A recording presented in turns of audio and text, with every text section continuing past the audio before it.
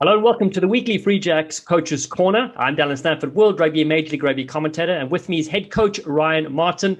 Marto, I've barely recovered from this past weekend's heart attack finish. What were you like in that final minute of play? Well, I actually have a little bit of a mantra or a saying, which is pressure is a privilege. So that's the cool part of the game when it gets like that. And as a coach, you've got to stay cool, calm, and collected, and make sure you're giving some good messages out through the comms, through the radios, and yeah, that's rugby. That's why people pay to watch the game. So it was a pretty cool end. Yeah, well, amazing finish. And we've seen quite a few of those in Major League Rugby, which just shows you how tight the competition is. Let's switch across to Massachusetts being more open, with less COVID restrictions these days. So what was it been like mingling with the fans and mingling with, some of your players' families and things like that?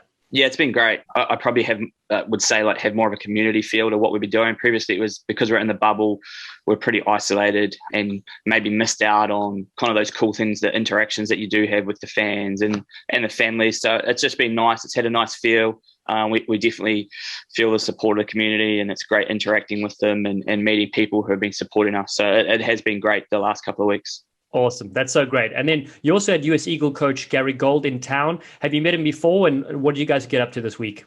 Yeah, no, I have. I had never actually met Gary, so it was cool to finally meet him. And he was just casting an eye over some of our domestic players and had some awesome little bits of advice here and there. And I really enjoy when you get high level coaches come and not only watch your team but also yourself, and you can reflect on some of the things that they talk about. And it's easy to get tunnel vision around your coaching. So it's great to have someone come in and cast their eye over and see how you're going yourself. So I really enjoyed that aspect of it.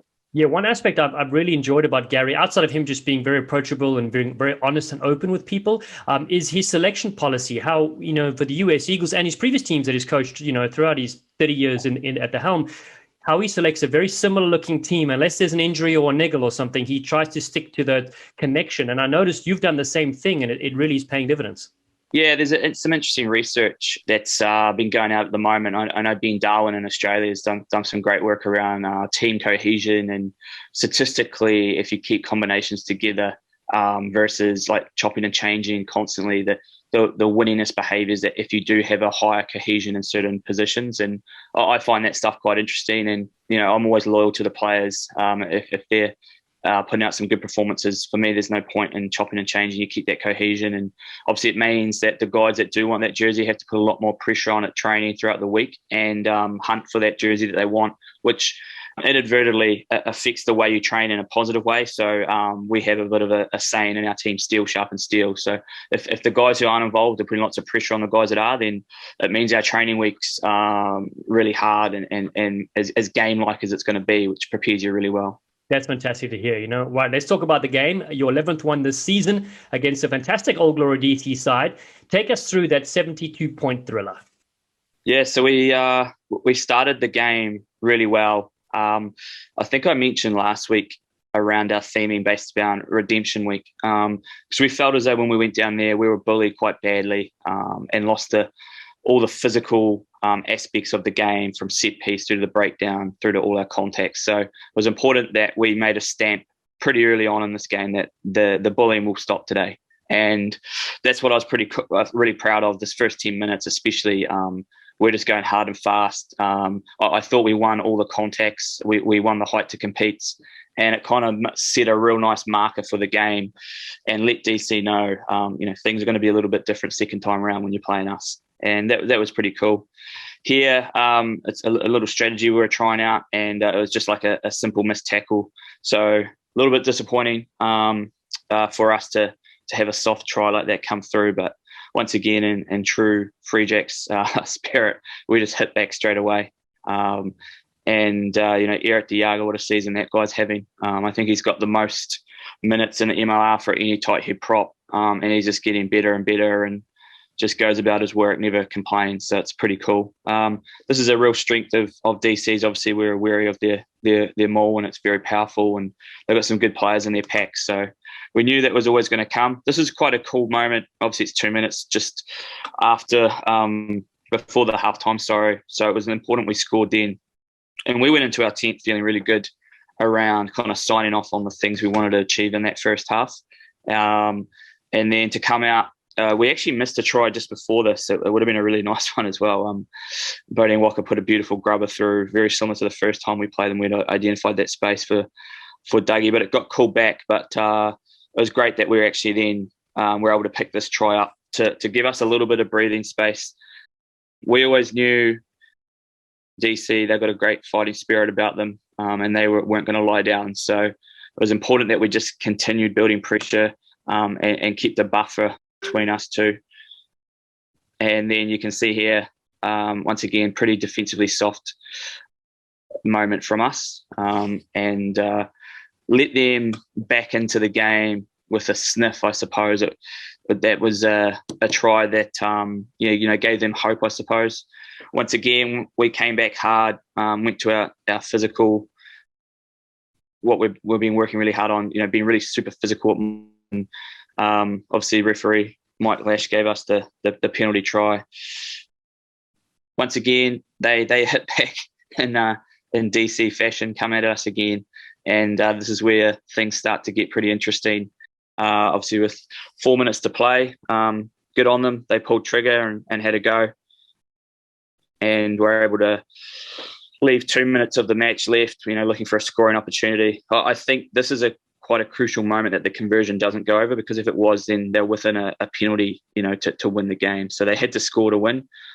This is a pretty cool moment for me. Aliki Morris, we actually have little GPS units in the boys' jerseys. And when that initial line break happened about 60 metres back, his little GPS goes in the red. And what that means when it goes into the red is he's at his maximal sprint effort, and he does that the entire way back to affect that tackle.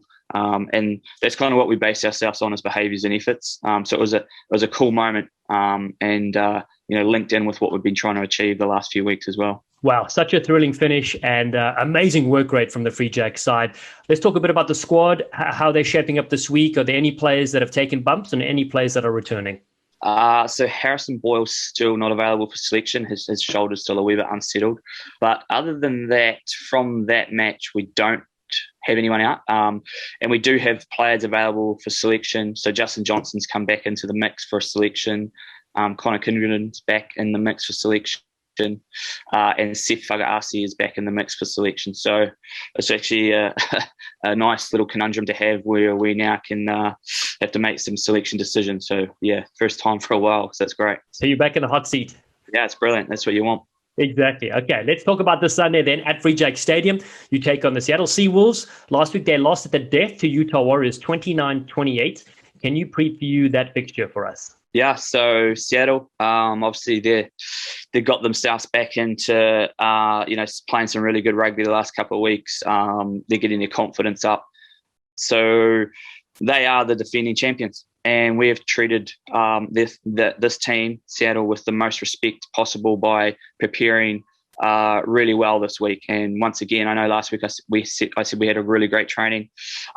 Yesterday we were super physical at training, because we're preparing for this team who across the board are very good. They play with pretty good tempo. They've got great ball carriers, and they really pushed Utah really hard. And obviously it come down to that last play of the game, which you'll see soon. But we're showing the utmost respect to this team, and I believe they're 2 to 5% off being a fantastic team. So I think it's easy if you just look at wins and losses to not understand how close this competition is, and they could have had a lot more wins than they've had on the board. So, as I mentioned, the way we respect them is by preparing really well. Yeah, Coach, that tees up an excellent fixture. And then we also had tremendous response and positive feedback on your 100 push-up challenge. We didn't sell out the stadium, but we hope to do so this weekend. Now, even if we don't, what do you think your max push-up is? Because you sounded very confident last time we chatted, and I may pop out to a training session and get you to do them. So how many do you think you can do? I think I could probably get a good 50, but with lots of motivation and people urging me on, I'd like to think I could get to 100.